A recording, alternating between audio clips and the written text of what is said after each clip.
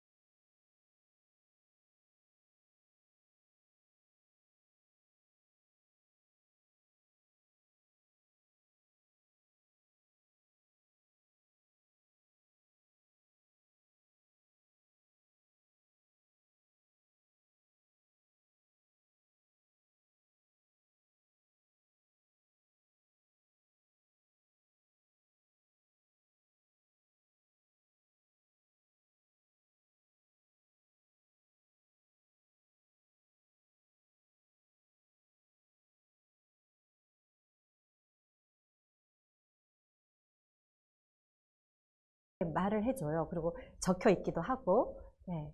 근데 과연 발달장애인들이 그 규칙을 제대로 알을까? 우리는 말을 했고 적어놨기 때문에 이분들이 알 거라고 생각하는 경우가 너무 많아요. 근데 사실은 알지 못하는 경우도 참 많거든요. 그래서 이 사람이 왜 말을 안 듣지? 나를 일부러 이렇게 힘들게 하려고 하나? 그게 아니고 어떤 경우에는 정말 몰라서 그 지켜야 되는 규칙이 뭔지 몰라서 그걸 깨는 경우가 너무 많거든요. 그래서 정말 이분이 우리 발달장애인 분들이 규칙을 제대로 알고 있는지 그거 확인해 봐야 되고요. 그리고 정말 어떤 똑똑하신 분들은 규칙은 알고 있지만 그 행동을 함으로써 무엇을 얻기 위해서, 때로는 그것이 관심일 수도 있고 어떤 음식일 수도 있고 어떤 활동일 수도 있고 다양할 수 있습니다. 그 뭔가를 얻기 위해서 그러는 건가? 아니면 뭔가를 안 하려고 그러는 건가? 어떤 프로그램에 참여 안 하기 위해서 또 어떤 행동을 해낼 수가 있거든요. 그래서 이 장애인 당사자분이 그걸 다 규칙을 알면서도 그런 행동을 할 때 과연 그 행동을 통해서 이 사람이 뭘 얻고 뭘 피하고자 하는가? 어떻게 보면 기능이 있는 거죠. 그 행동에. 그래서 당사자가 이슈일 때 우리는 한번 그렇게 또 생각해 볼 수가 있겠습니다. 많은 분들이 발달장애인 성행동과 관련해서 문제의식을 느껴요. 특히 그 발달장애인 분들이 사춘기, 청소년기가 되면은 더 그 문제의식을 크게 느끼고요. 보통 사춘기가 초등학교 빠르면 4학년, 5학년, 가장 피크일 때가 중학교 2, 3학년, 뭐 고등학생 때, 그리고 그것이 25세 행동적인 측면에서 그런 어려움이 나타나는 것은 그때까지 이렇게 지속이 되거든요. 그러면서 이 행동 문제다. 발달장애인이 이렇게 성적으로 어떤 행동을 나타낼 때 그러면서 그 행동을 하지 못하도록 와서 어떤 교육을 해달라고 부탁을 하셔요. 그래서 오늘도 뭐 그런 연구를 하신다고 제가 자문을 좀 한 적이 있는데 성문제 행동이라고. 그래서 저는 성행동이 문제인가? 사실 다시 질문을 했어요. 그 행동이 왜 문제일까? 문제로 보는 우리의 시각이 문제인가?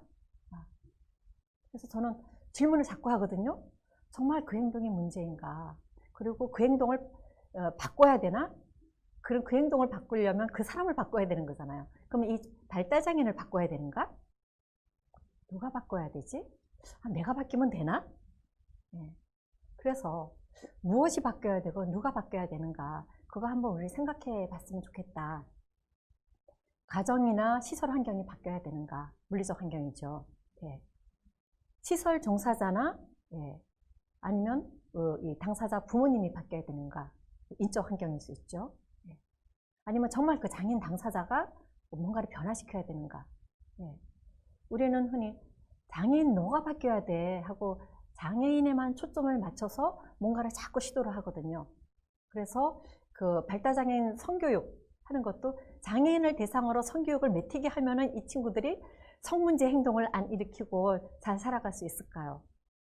그래서 그런 어떤 교과과정 만들어내고 그러지 않습니까?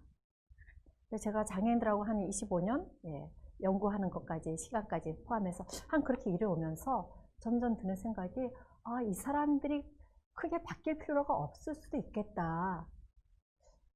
부모가 바뀌고 종사자가 바뀌면은 많은 것들이 해결될 수 있지 않을까? 그리고 우리 비장애인들, 우리 사회, 비장애인들이 인식이 바뀌면 장애인들은 자신의 모습으로 살아도 되지 않을까? 그런 생각을 살아가면서 일을 하면서 점점 더 하게 됩니다. 그래서 오늘 이 자리에 제가 나와서 얘기를 하는 것도 사실 그런 목적이 있습니다. 바뀌어야 되는 게 과연 누구일까? 그래서 바꿀 수 있는 것과 바꿀 수 없는 것을 한번 생각해 봤으면 좋겠다. 정말 바꿀 수 있는 게 있고요. 바꿀 수 없는 것이 있습니다. 그래서 물리적 환경은 어떤 물리적 환경을 우리가 바꿀 수가 있는지, 그 시설이 있는, 아니면 집을 우리가 팔고 갈 수는 없는, 엄청나게 많은 돈이 드는 거죠. 일단 시설 내부 환경은 조금의 돈을 들여서 바꿀 수가 있지 않을까? 그거 한번 생각해 볼 수 있고요. 그 시설이나 가정에서 어떤 스케줄, 시간표, 그런 것도 바꿀 수는 있겠다. 주변인들, 종사자나 부모, 그 장애인분들이 나타내는 행위에 대한 그분들의 시각을 바꿀 수 있지 않을까? 그리고 장애와 장애인을 바라보는 시각과 그들을 이해하는 것, 그것도 우리가 한번 생각해 보면 좋겠고요. 발달장애인과 상호작용하는 그 방식에 있어서도 바꿀 수 있는 것이 있지 않을까. 그 다음에 그 종사자나 부모님들이 갖고 있는 그 성행동에 대한 신념이나 가치, 바꿀 수 있는 것이 분명 있겠다. 그런 생각을 해보고요. 그다음에 장애인 당사자에게서 무엇을 바꿀 수 있고 무엇을 바꿀 수 없을까? 장애 특성을 바꿀 수 있나? 사춘기라고 하는 그 시기에 이분들이 만약에 과거에 겪었던 경험을 바꿀 수가 있을까? 그리고 많은 장애인분들이 시설 경험, 거주시설에서의 그 학대 경험이 있어요. 아니면 학령기 때 비장애 또래로부터 받은 학대 경험, 그거를 바꿀 수 있나? 그 했던 경험을. 그 다음에 건강 상태, 좀 양호하게 해줄 수는 있겠죠. 그리고 이 발달장애인이 갖고 있는 기호, 많이 바꾸기가 힘들죠. 그래서 바꿀 수 있는 것과 바꿀 수 없는 것들을 우리가 좀 생각해 보면 좋겠다. 그럼 왜 그 사람은 그 성행동을 하는가? 그 행동을 하는 데 있어서 개인의 조건이 있을 거고요. 그 조건과 맞물려서 그 사람이 놓여져 있는 환경이 있습니다. 개인의 조건과 환경이 결합해서 그 어떤 행동이, 문제가 되는 행동이 나올 수가 있고, 우리가 문제로 느끼지 않는 행동을 할 수도 있죠.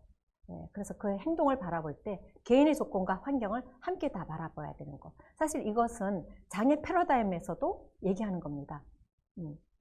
지금 장애 패러다임, 장애를 무엇이라고 우리는 생각하는가? 그게 장애 패러다임이잖아요. 과거에는 의료적인 접근이었고, 더 나아가서 요즘에는 그 사회 구성주의 모델이고, 지금은 더 나아가서 통합 모델을 갖고 있는데, 장애만 바꿔서 되는 게 아니고 환경만 바꿔서 되는 게 아니고 둘 다 바꿔야지 그 사람을 위해서 더 나은 것이 만들어질 수 있다는 거, 같은 맥락이라고 저는 생각합니다. 그 이슈가 되는 그 성행동을 다루기 전에 저는 행동만 보지 말고 사람을 봤으면 좋겠다, 그 말씀을 드리고 싶어요. 사람을 좀 보자. 그럼 그 사람은 어떤 사람인가? 그래서 그 사람을 다각적으로 심층적으로 이해할 필요가 있고, 그거 다각적으로 심층적으로 이해한다는 것은 이런 몇 가지 꼭지의 것들을 우리가 살펴봐야 된다는 것을 의미합니다. 하나하나 좀 보겠는데요. 먼저 그 사람의 생애력을 보셔야 합니다. 만약에 발달장애인 분이 25살이다.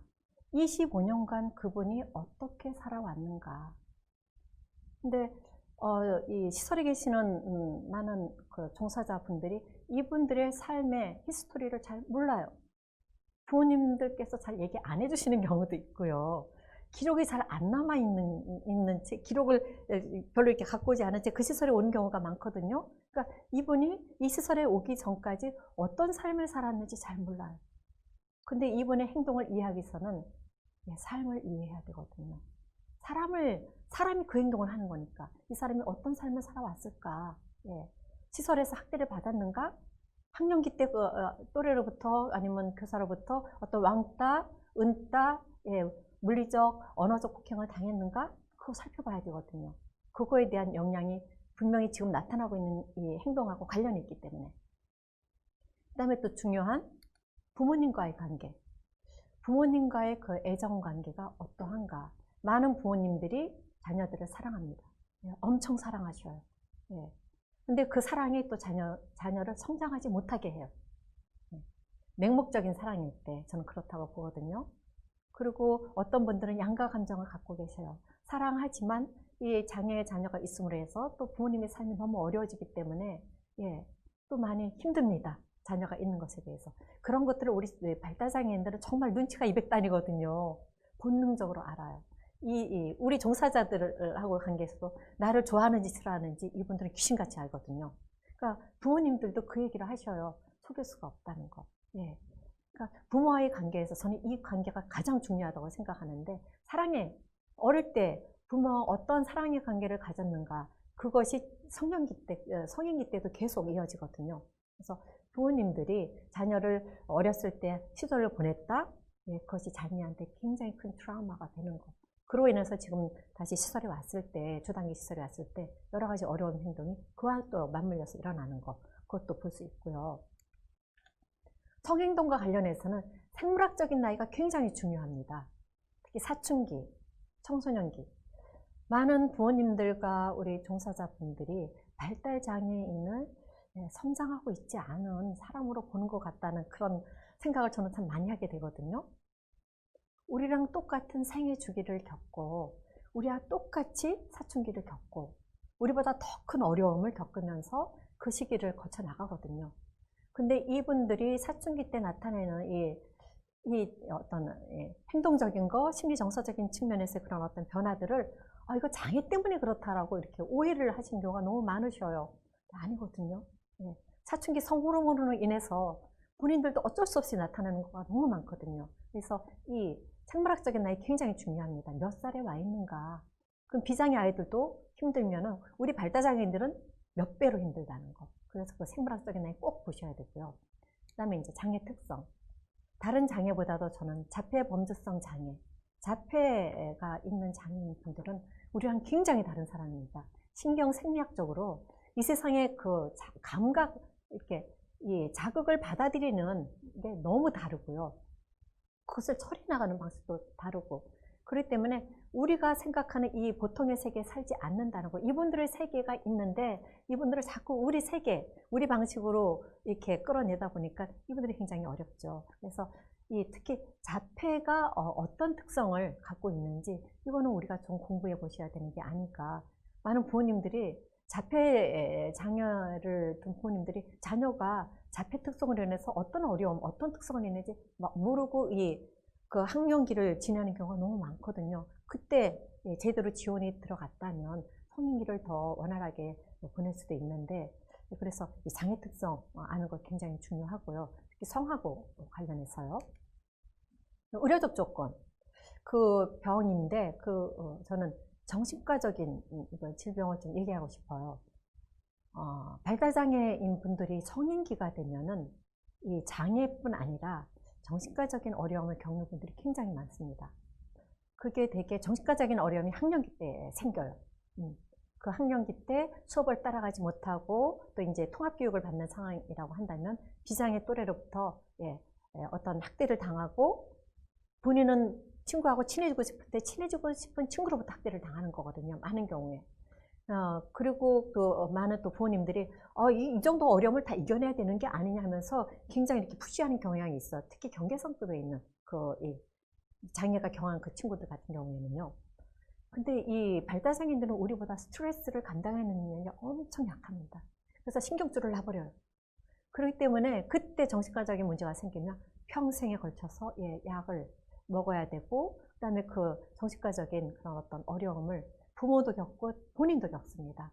그래서 이 성행동과 관련해서 또 이 의료적 측면 반드시 살펴보셔야 되고요. 인적 환경, 종사자들이라고 저는 말씀드리고 싶습니다. 시설 안에서 발달장애인들이 성행동을 나타낼 때 선생님들이, 종사자분들이 이 행동에 대해서 어떤 시각을 갖고 어떻게 대처해 주느냐, 어떻게 상호작용해 주냐에 따라서 이 행동이 문제 행동이 될 수가 있고 아닐 수도 있고, 용인이 될 수 있는 행동이 될 수도 있고 아닐 수도 있는 거. 그래서 우리가 종사자분들이 이 어떤 시각, 장애인에 대해서, 이 성에 대해, 성행동에 대해서 어떤 관점을 갖고 있는지 필히 살펴봐야 되고요. 아까도 말씀드렸듯이 물리적 환경입니다. 네. 얼마나 그 환경이 쾌적한지. 또 우리 발달장애인들이 나이가 들면서 이 덩치가 커지거든요. 근데 그 큰 덩치를 가지고 한 10명 이상의, 최소한 10명의 장애인분들이 굉장히 좁은 공간에서 하루 종일 살아야 되는 그런 일들이 벌어질 때 짜증이 많아질 수밖에 없죠. 그래서 많은 장애인분들이 산책 나가는 거 좋아하고 하는 게 뭔가 이렇게 자유로워지고 싶은 욕구가 굉장히 커지거든요. 특히 사춘기 때는 그런 욕구가 더 커집니다. 그래서 물리적 환경, 이 환경으로 인해서 혼자 있을 수 있는 공간 없고 혼자 있을 수 있는 시간이 없을 때 그러다 보니까 다른 사람 다 있는 데서 자기 몸도 노출하게 되고 자유행위하게 되고 그런 일들이 벌어질 때 또 어려움이 또 부각되는 거죠. 사례를 좀 보겠습니다. 주단기 시설 이용인의 성행동 사례 한 2가지 얘기해 보겠는데요. 이 25세 남성분이시고요. 보통 남성분이 성행동과 관련해서 어려움을 많이 나타냅니다. 지적과 자폐를 같이 갖고 있고요. 아마 자폐 성향은 조금 약하지만 특성을 보면은 말을 못 하십니다. 말을 못 한다고 해서 말을 못 알아듣는 건 아니죠. 그래서 저는 부모님들이나 종사자분들한테 그런 말씀 드려요. 발달장애인 분들은 그분들이 표현해내는 그거보다 훨씬 더 똑똑하신 분들이다. 알고 있는 거를 표현해내지 못하는 게 너무 많은 거. 그래서 항상 드러나는 이 모습보다 이분들은 훨씬 더 똑똑하다. 그렇게 생각하시는 게, 그렇게 생각하시고 지원해 주시는 게 훨씬 더는 맞지 않나라는 그런 생각을 합니다. 그리고 이분은 말을 못 하시고 지속적으로 소음을 냅니다. 우 하는 그런 소리, 계속해서 자극을 만들어내는 거죠. 자폐 성향이 있으신 분들이 자극을 피하시는 분들이 있고 자극을 추구하시는 분이 있어요. 이분은 자극을 추구하시는 분이에요. 자폐 특성을 알아야 된다는 게 바로 그런 거거든요. 그래야지 본인이 심리적으로 안정을 느끼시고 각성 상태를 유지할 수가 있는 거예요. 시설을 내서 계속 뛰어다니는 거, 몸을 많이 움직이시는 거죠. 이것도 역시 자극을 추구하는 그 연장선에 있습니다. 침장난 하시고 계속해서 이런 어려움을 갖고 계시고요. 이런 행동을 못하게 할 때 책상을 폭력적으로 내리치거나 계속해서 소리를 내거나 소리 지르고 자신의 앞자락을 물고 뒷목 때리고 그다음에 교사의 손을 잡고 그 손으로 자기 머리 이렇게 쓰다듬어 달라고 이렇게 요구하고 이런 특성을 나타내고요. 여교사, 여자 선생님 한 분을 좋아하시고요. 그다음에 TV 시청하는 거, 누워있는 거 좋아하시고 특이사항으로는 5살에서부터 17살 될 때까지 거주시설에서 살았고 이때 학대로 인한 어떤 머리 상해가 있었고 그래서 머리 수술을 한 흔적이 있습니다. 그리고 신경정신과 약을 복용하시고요. 금요일 오후에 집에 가셨다가 일요일 오후에 시설로 돌아오시고 전문직 부모를 두고 계십니다. 이분이 계시는 시설 환경은 밀집성이 높고 사적 공간이 부족한 곳입니다. 자, 이거를 보시면 제가 좀 아까 얘기했던 그 몇 가지 꼭지들 이제 어떤 점을 유념해서 보셔야 되는지 이제 아시죠? 이 개인의 조건과 이 환경이 맞물려서 이분이 계속적으로 자유행위를 나타내고 있고 동성 스킨십을 나타내는 거예요. 그것도 발생 빈도가 월요일 오전 10시에서 오후 4시경 가장 또 발생 빈도가 높고 이런 행동 패턴을 또 찾아내는 게 중요한데 이분이 집에 갔다 오시는 그거하고 또 맞물리고요. 자유행위, 시설 환경과 상관이 있겠죠. 아무도 안 보이는 곳에서 아무도 모르게 자기 몸을 만진다고 한다면 자유행위는 25세의 청년에게 아무 문제도 안 되는 거예요. 비장애 청년들, 남자들 다 하는 거고요. 99.9%가. 왜? 성호르몬이 그때 엄청 많이 나오고 있거든요. 안 할 수가 없어요. 왜? 이 정액을 사정을 해야 되거든요. 근데 우리 발달장애인들 그거 모르잖아요. 어떻게 해야 되는지 가르쳐주지 않았고. 그래서 하루 종일 만지고 있을 수밖에 없고 누가 있든 없든 뭐 모든 것에 다 다른 사람이 눈이 있으니까 다 공적 장소죠. 동성 스킨십. 저는 발달장애인을 우리가 보호한다고 하는 그 명하에 너무 그러니까 뜨거운 피가 있고 살이 있는 사람으로 생각하지 않는 게 아닌가. 너네 그냥 얌전히 있어야 돼. 가만히 있어야 돼. 다른 사람한테 가까이 가지 마. 인간은 어떤 존재인가? 저는 그런 생각을 해요. 사람은 어떤 존재일까? 다른 사람에 대한 친밀감을 추구하지 않고 살아갈 수 있을까? 특히 지금 20대 중반. 성호르몬 엄청 나오고 있고 가족 밖에 누군가를 추구하고 있고 가까이 지내고 싶은 욕구 있고 근데 옆에 있는 누군가에게 그런 어떤 관심을 나타낼 수밖에 없는 거고 그래서 이 성행동 사례 이 경우 여러분들이 이런 꼭지들을 이분의 특성을 보면서 과연 무엇을 바꿔야 되는가 한번 생각해 보셨으면 좋겠고요. 두 번째 사례는 이분은 31세고 심한 자폐를 갖고 있고요. 특성은 반복 질문을 합니다. 그리고 자신의 옆머리를 다 뽑아서 별로 없어요. 그 다음에 끊임없이 그 시설의 스케줄을 확인합니다. 불안감이 있거든요.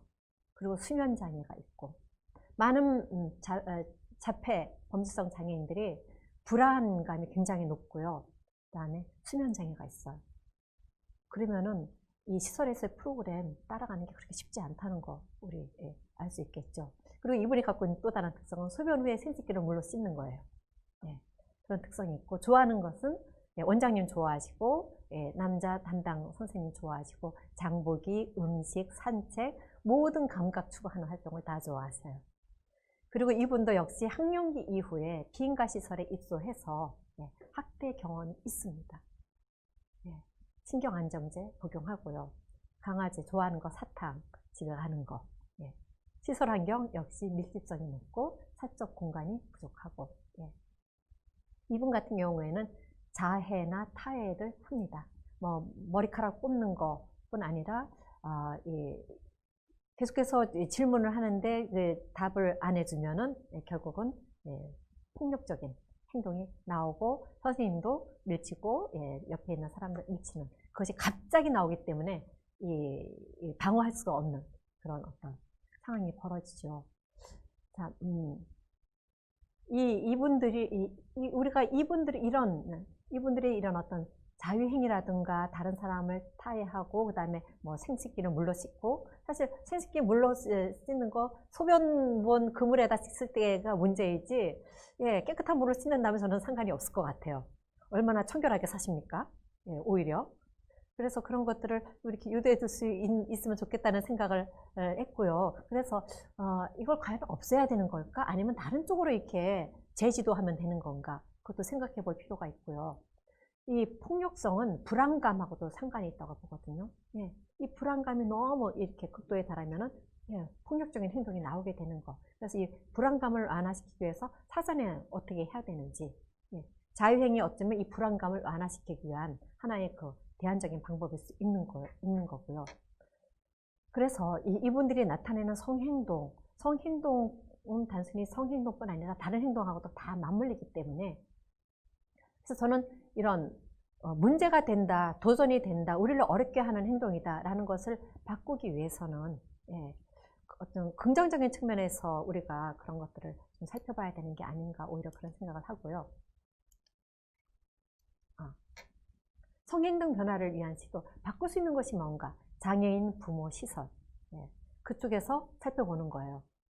장애인의 어쩌면 복용량을 조절할 필요도 있고요. 부모님들이 애정 표현하는 방법이라든가 사생활 보장하는 거 이렇게 바꿀 수 있고요. 시설에서도 종사자들이 어떤 상호작용 바꿀 수 있고 시설 환경도 바꿀 수 있는 거죠. 바꿀 수 없는 거, 장애인의 장애 특성이나 그 학대 경험, 사춘기 성호르몬은 바꿀 수가 없는 겁니다. 이거는 받아들여야 되는 거죠. 부모님들 가정환경 바꿀 수 없고 부모가 갖고 있는 부모의 경험도 역시 바꿀 수 없어요. 그 경험에 의해서 자녀 상호작용하는 거기 때문에 시설 역시 시설 동사자들의 한계 있죠. 인적적인 한계, 우리 그분들이 갖고 있는 어떤 역량에서의 한계도 있고요. 물리적 한계 있고요. 그래서 바꿀 수 있는 것과 바꿀 수 없는 거 봐야 되고요.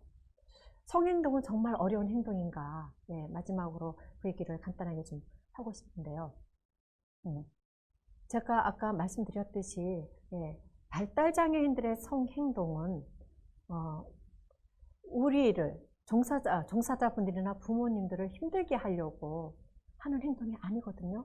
그분들이 생애 주기 안에서 그분들이 한 인간으로서 성장해가는 과정 안에서 그 시기에 나타날 수밖에 없는 그 행동인 거예요.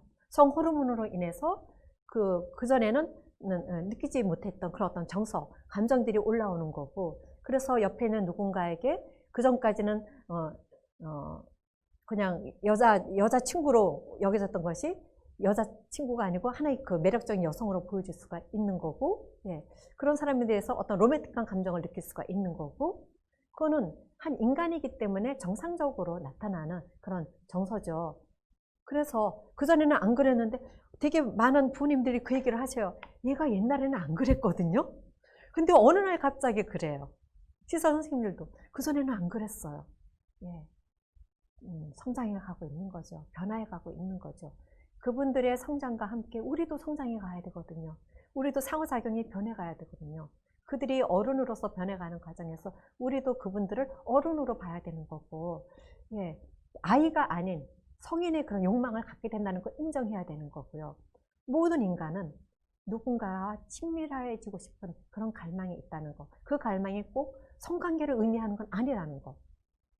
우리는 성하면은 자연스럽게 섹스를 생각하거든요. 근데 많은 중증 발달장애인들에게서는 그것이 인간에 대한 친밀감이라고 저는 생각을 해요. 그리고 정말 그렇고요. 그래서 그 같이 있는 사람이 남성이 더 옆에 있어. 그럼 그 사람이 옆에 있기 때문에 그 사람하고 그 따뜻한 그런 어떤 정서를 나누고 싶은 거. 그건 저는 자연스러운 인간의 욕구가 아닌가 그런 생각을 해요. 그래서 왜 우리가 그 행동에 대해서 어려움을 느끼는가. 그분들이 나타내는 그 행동을 어떻게 해석하길래. 그리고 그 행동을 어떻게 바꿔놔야 된다고 생각하길래. 어쩌면 그 사람은 그 행동을 통해서 사랑을 얻고 싶은 거고 관심을 얻고 싶은 거고 아니면 그 행동을 통해서 어떤 고통을 피하고 싶은 것도 있을 거고. 그래서 우리가 그런 쪽으로 이 발달장애인들의 성행동에 대해서 좀 생각해 보시면 그냥 자연스럽게 우리가 받아들이고 인내하는 것도 한 가지 방법이겠다. 우리의 시각을 바꾸면 될 수도 있겠다. 그러면서 시각을 바꿀 때 어떤 지점에서 변화시켜야 되는 작은 지점이 발견될 수 있을 겁니다. 오늘 이렇게 제가 준비한 거 얘기 마쳐보겠습니다. 고맙습니다.